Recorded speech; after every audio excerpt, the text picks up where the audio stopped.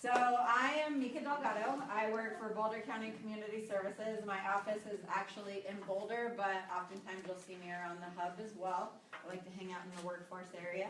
I am program manager for the Healthy Youth Alliance, and I am a department of one. And the Healthy Youth Alliance is really all about substance abuse prevention with young people. And we do that mostly through focusing on parents as the first line of prevention. So we have a social media presence through Facebook and a YouTube channel. We have several PSAs on our YouTube channel in English and in Spanish. And our Facebook page, I try to update fairly regularly with different topics, including substance use, but also most recently I've been posting things about LGBTQ issues and BBSD, reaffirming their commitment to supporting those young people. So it's really just a broad interface for parents and other caring adults in our community for young people issues. We also assist in the Healthy Kids Colorado survey. We don't do so much on the administrative side since the health department has now partnered more directly with the state in this process, but we are the ones that go out and report our local data to the community. So if you're looking for a presenter or you want to bring that data to your staff, your parents, your community, we can offer those presentations. We offer several different parenting classes. We have a Nurturing Parenting Series Level 1, which is a 5-class series. We do Parents Involved in Education, or Padres Involucrados en Educación, and that's in St. Vrain Valley schools. We offer Pathways to Parenting, which they do in-person talks at Louisville Library, Boulder Library, Lyons Elementary, and Horizon K through 8. And then they also do webinars 4 times a year, and that's actually really exciting because we've seen, while our parenting classes through that series is drawing around 5 to 20 parents on average, we're getting up to 250 parents enrolled on the webinars because it's just really that interface that they can access pretty easily and then access repeatedly as well. We do a lot of information dissemination, so we co-author and distribute the Thrive newsletter. The Thrive newsletter goes out to over 30,000 homes in Boulder Valley School District and covers different health topics from early childhood education to what do parents do with their kids for the summer. So it really covers the gamut. The Pathways to Parenting Success TV show, I forgot to mention that earlier in the Pathways series. So we also do a TV show with Boulder Valley School District. It airs, the same show will air in a month about 12 times, and they film, I think they're doing 4 now a year. And they, again, cover multiple topics like co-parenting, parenting through divorce, parenting for success, parenting to reduce substance use. So lots of different topics in relation to that. We have a marketing campaign that's homegrown here in Boulder County. It's called Keep Talking, They're Listening. We currently have bus ads on the exteriors of buses, interior cards, and bus shelters. So keep an eye out in your community and hopefully you'll see them. We'll be doing another push period starting in April through June, and that's really to target the spring break, prom, summer celebration season to remind parents about the importance of talking to their youth about substances. And then the Healthy Youth Alliance I participate in a lot of different community-based processes. So we serve on the Healthy Futures Coalition, the Communities That Care Coalition in East Boulder County, the Tri-City Task Force, which is now offering services to Frederick, Firestone, and Dakota area.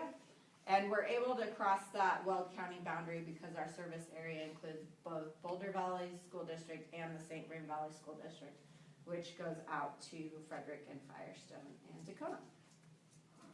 So these are just some examples of our deliverables. Up here is an article we wrote about healthy living and wellness in the Thrive newsletter. And then this is just an example of the Parents Involved in Education logo. We put out a calendar every school year. There's usually 12 sessions. All of the sessions are hosted in Spanish. We provide childcare and dinner at these sessions. And if English translation is needed, we provide that as well. These are some examples of our campaigns. These were our first edition. And then these are our newer ones that we have out now that are really about building the skill. So the first iteration of the campaign was to remind parents.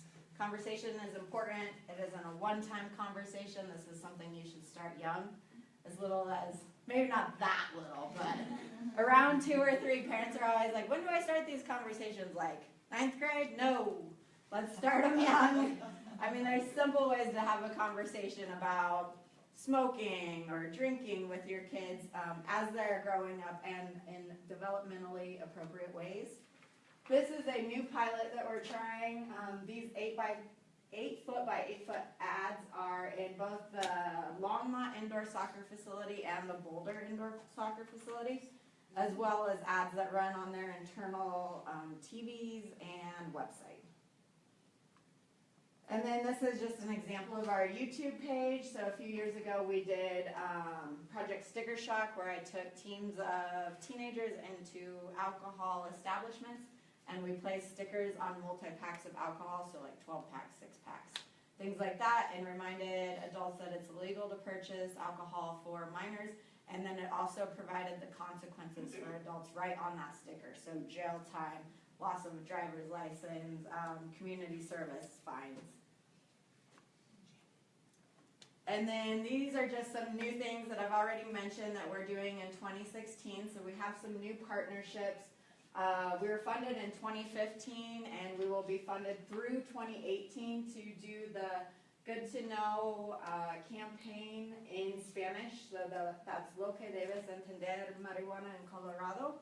So we're helping the state push out their campaign to our Spanish-speaking community. And there's several reasons that they're targeting that community specifically, mostly because we see early initiation for Latino students start younger and be more consistent among young people.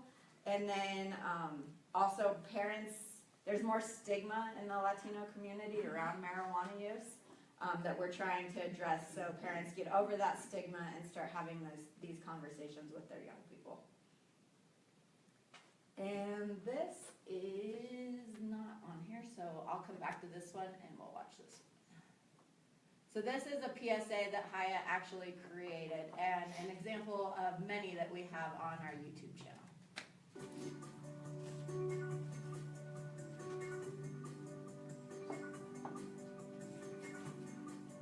And I'm wondering what I should talk to him about, when I should talk to him about it. Sometimes I think he's too young, especially to talk to him about alcohol and some of the other things that I hear, and I don't know how accurate it is.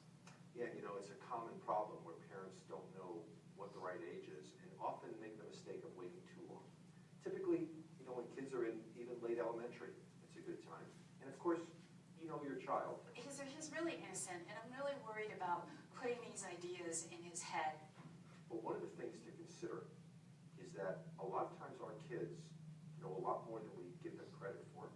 And I like the idea of challenging parents to, when they have these important conversations about at-risk behaviors, to try to have their child do most of the talking, not them. You don't really want a guy to just shift into lecture mode, which is where we usually go. And so a great way to start that conversation is to ask your son, say, you know, I've just been thinking about issues with alcohol and kids, and what do you think? What do you know about it? Is that something you've ever thought about? And you might be surprised. He might know more than you realize. And by simply asking the question, that's how we can really find that out.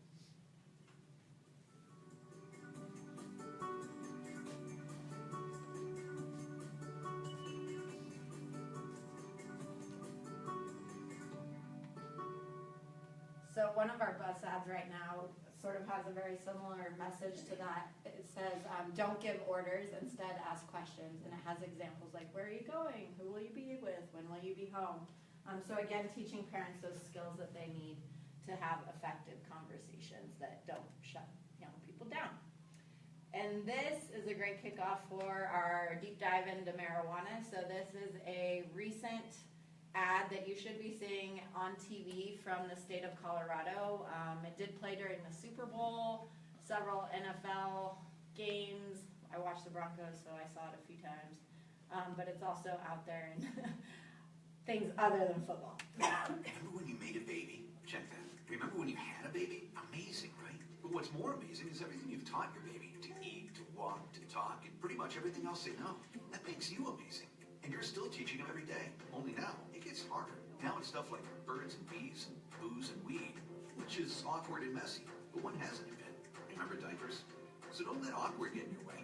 Talk to your kids about marijuana so you can help them keep it from getting in their way. Get tools and tips at goodtoknowcolorado.com. So they've also done that same ad in Spanish. Any questions before we move on to marijuana specifically?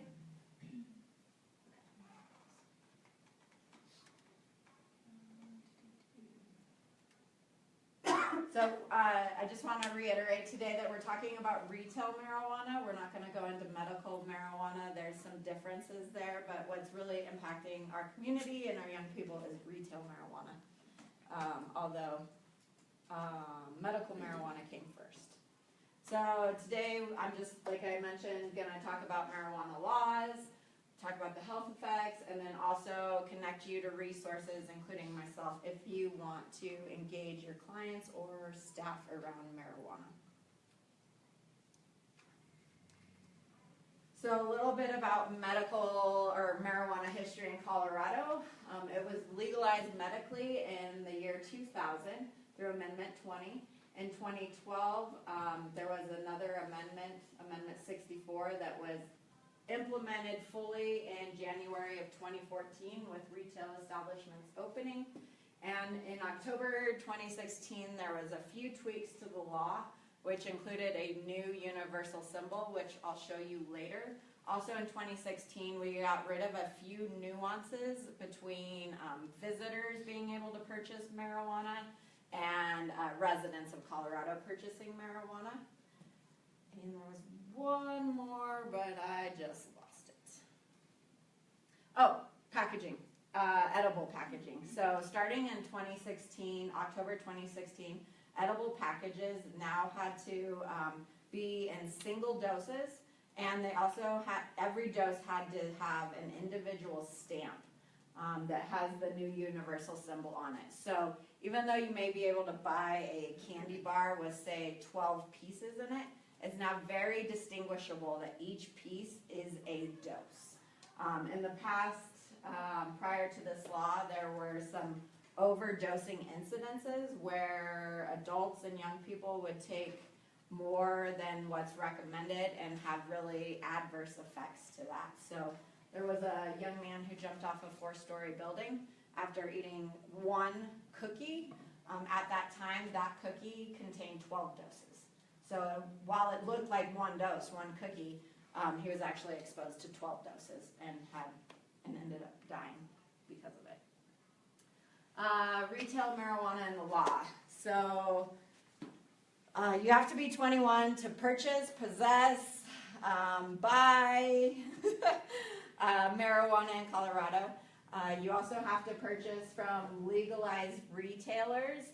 So you can't go to your neighbor who you know has a grow house and purchase from them, or at least not legally.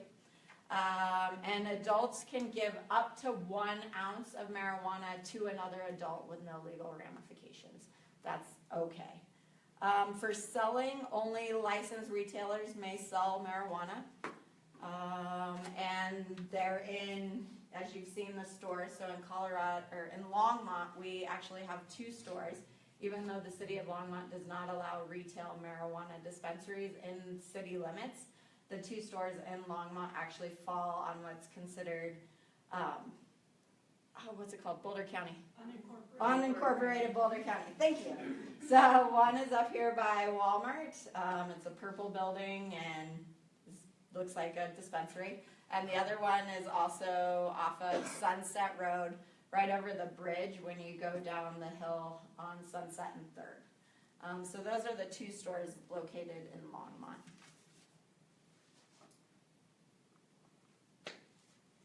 It is illegal to give marijuana to anyone under the age of 21. So unlike alcohol, where a parent can give alcohol to their child if they so choose in their home or maybe at an establishment with them present. That is not legal for marijuana. You can get, let's see, I want to make sure I don't jump ahead. And it's illegal to give or share marijuana with anyone under the age of 21, and it's actually a felony.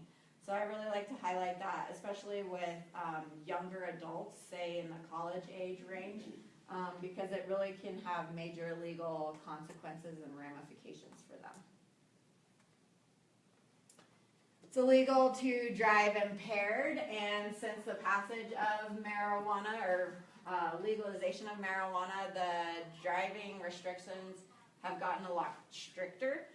While we don't have a test at this point that can say you are high right now while driving, every single police officer has gone through additional training and is now more qualified and able to identify if you are under the influence of marijuana. Another thing I want to point out around transporting marijuana in your vehicle is that it has to be locked and sealed and out of reach. So you can get an open container ticket if you're driving down the road and you have your pipe and your baggie next to you in the car, in your glove compartment or just in your center console. So I recommend one that you purchase a locking storage box, that if you're going to transport marijuana, you do it in the trunk of your car and out of arm's reach.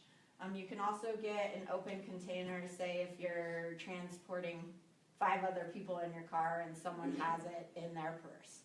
You're responsible because it's in your vehicle, and you can be the one that gets the ticket for the open container.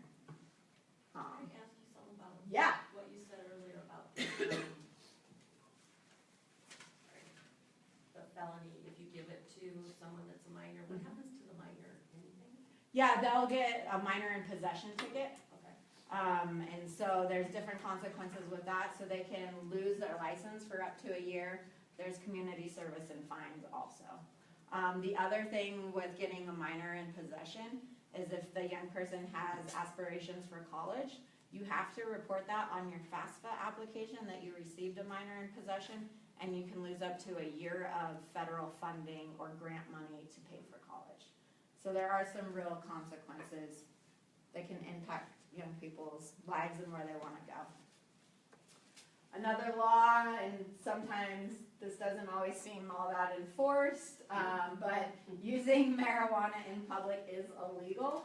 And that includes concert venues, ski resorts, parks, bars, although the city of Denver just passed a social host or sort of bar law, so they're looking at opening establishments where you could use in a communal sort of space like a bar. I also like to point out that marijuana is illegal. We have quite a few of those, including a lot of our national parks, or Rocky Mountain National Park. You could be charged at a different, with different consequences than you would say down here in the city of Longwood. Employers can drug test. It's up to the employer, and it's up to the employee to know your drug policies. So people have been fired for using marijuana while employed at a place. So not necessarily during their work hours, but if they're caught with THC in their system, the place of employment can choose to terminate employment. So we just really recommend that you check your drug policies. And there's certain specific jobs that, of course, this affects more. Hospital employees, construction jobs, people operating heavy equipment, drivers. So it's just really important for you to know. And for Boulder County, we have the policy that you shouldn't be intoxicated at work. So if someone has suspicion of you using, particularly your supervisor, they would contact HR and you would potentially have to go in for testing. But we don't have a no tolerance policy. How does this affect the, you said in using it out in public, the 420? So that comes down to enforcement. And whether or not local law enforcement feel it's productive or effective to sort of target those events. So it's really up to the local law enforcement to do that. I know CU's cracked down pretty big on their 420 event. They actually went so far to scatter like cat poop all over the field that they used to hold the big event to try to deter people from taking up that space. So they've tried a lot of different things, but it does still happen. You know, I hear of people going to Red Rocks concerts and they're like, I couldn't even breathe. So it's really around the enforcement of the law at that point. So marijuana 101.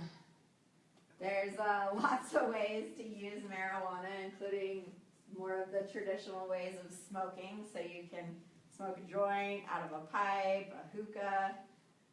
There's now concentrates, which include wax, dabbing, oil. Concentrates can be as high as 98% THC.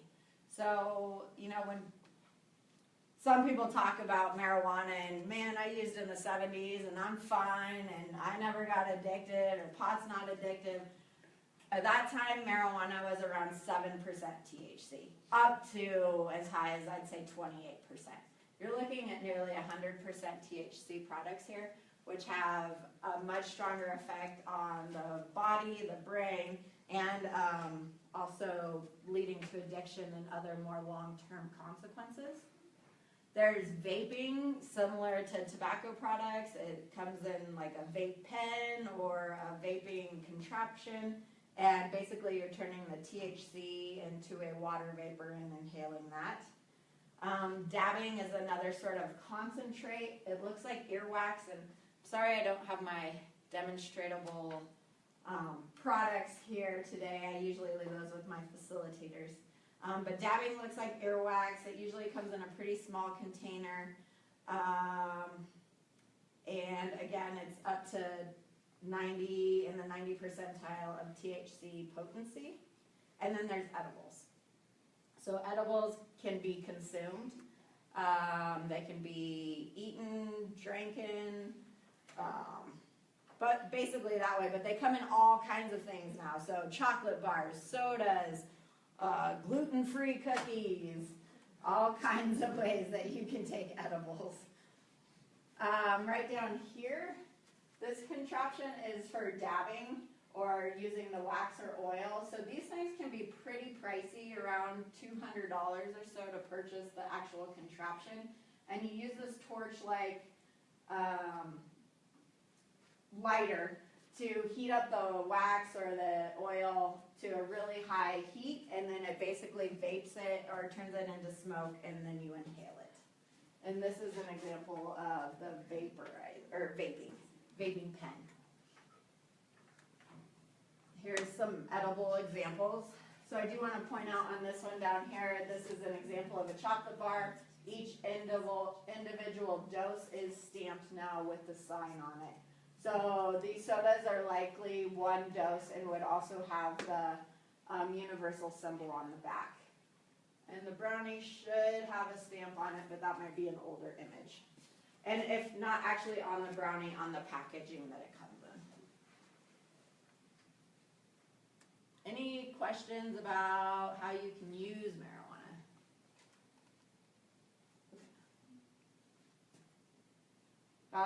So dabbing, I said, looks like earwax. There's stuff called shatter.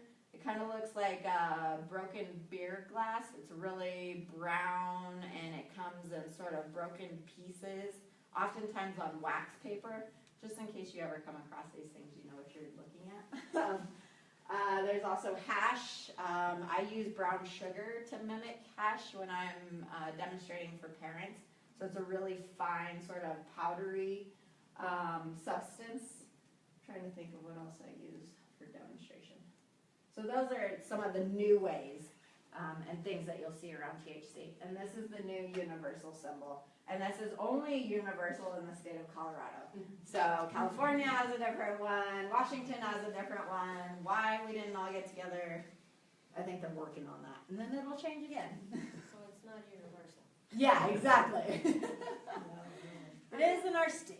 How is the shatter consumed? It's done through that contraption as well, so burnt like that, or heated to a really high temperature and then smoked. So a little bit of marijuana data, we're not gonna get too into this, but as of the 2015 Healthy Kids Colorado survey, we really like to stay on the strength side of the data and highlight that 4 out of 5 high school students have not used marijuana in the last 30 days. So oftentimes when you're talking to young people, you hear everybody's doing it, all my friends do it, and we're really trying to combat that myth that everybody's doing it, because the data really shows us that most of our young people aren't doing it on a regular basis. Of the students who did report using marijuana, 91% said they smoked it, although we are seeing a pretty big increase in vaping. And along with Latino youth, gay, lesbian, and bisexual students have higher use rates of marijuana.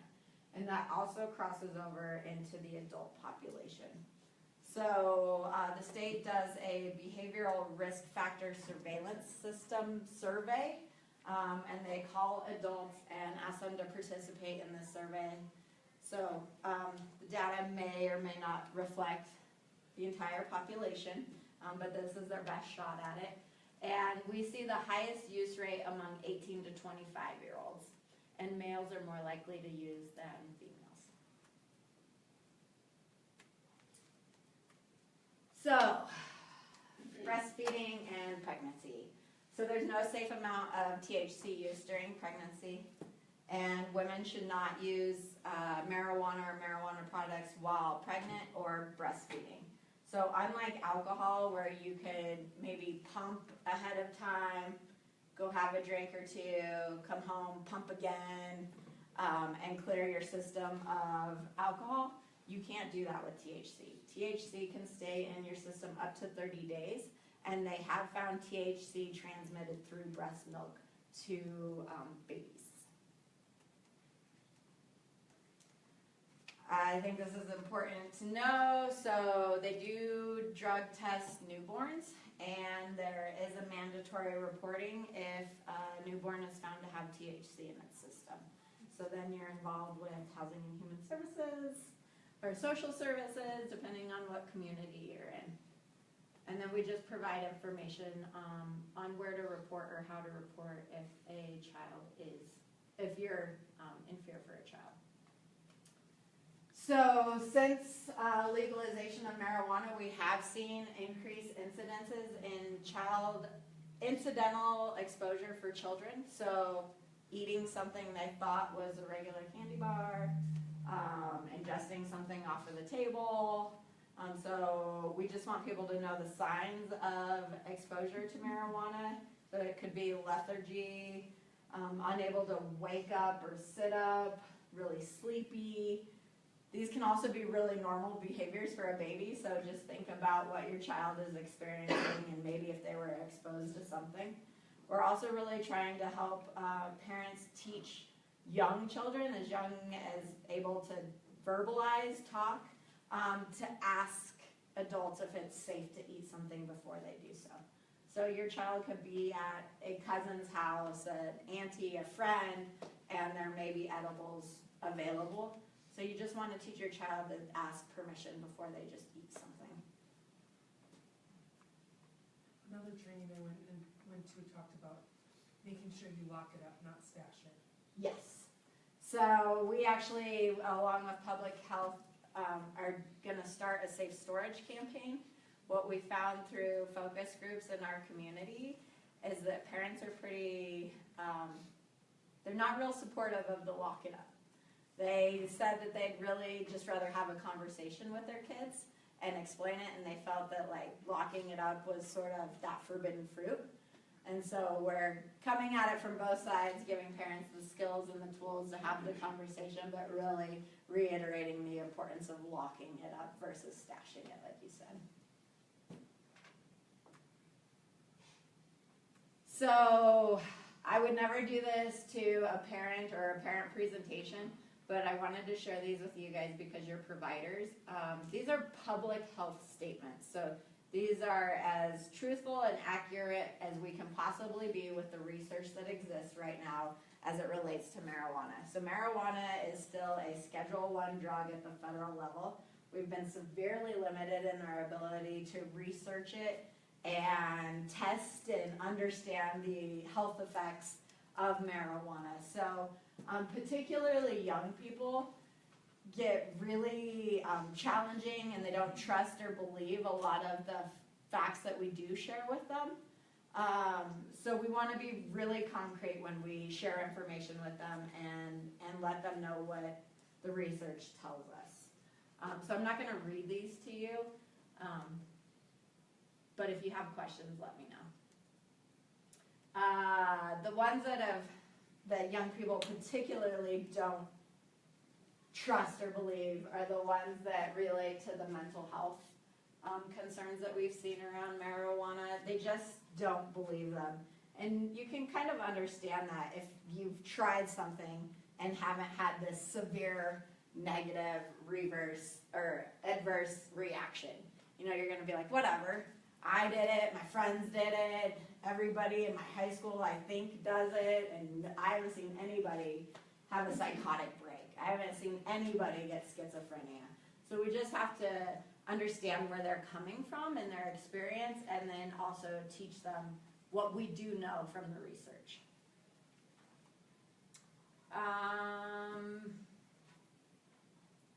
Let's see. Oh.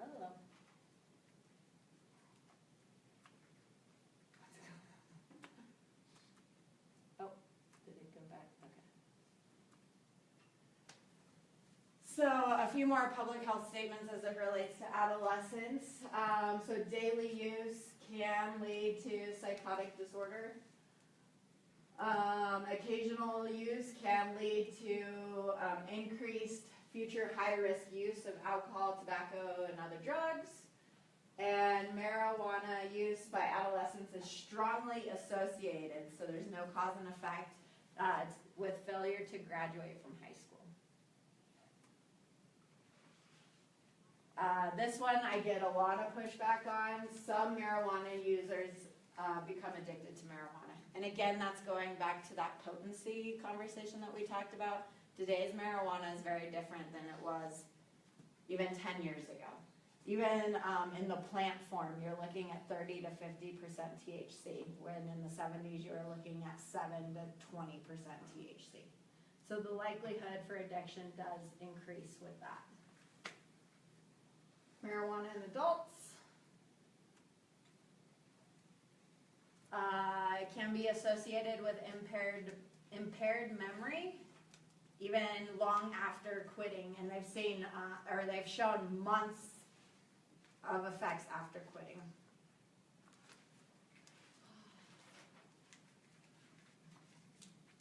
Same as with young people, it can cause acute psychotic symptoms. It can lead to psychotic disorders such as schizophrenia. I need to change. And marijuana users can become addicted. And they can also experience forms of withdrawal. And there are multiple treatment centers, and actually most addiction treatment centers now offer a marijuana track. As it relates to respiratory, first-hand and second-hand smoke has shown many of the same chemicals as tobacco use. So at this point with our research, we can't say smoking marijuana causes cancer like you can with tobacco, but there's many of the same chemicals in marijuana. Heavy marijuana smoking is associated with many respiratory issues such as chronic bronchitis. And heavy marijuana smoking is associated with pre-malignant lesions that can also lead to cancer in airways, or cancer in the airways of your lungs. So So, marijuana resources. You saw the film earlier today, or the commercial from Good to Know Marijuana in Colorado. I highly recommend checking out this website. There's really good information around how to talk to young people. If you're a coach or just a caring adult in a young person's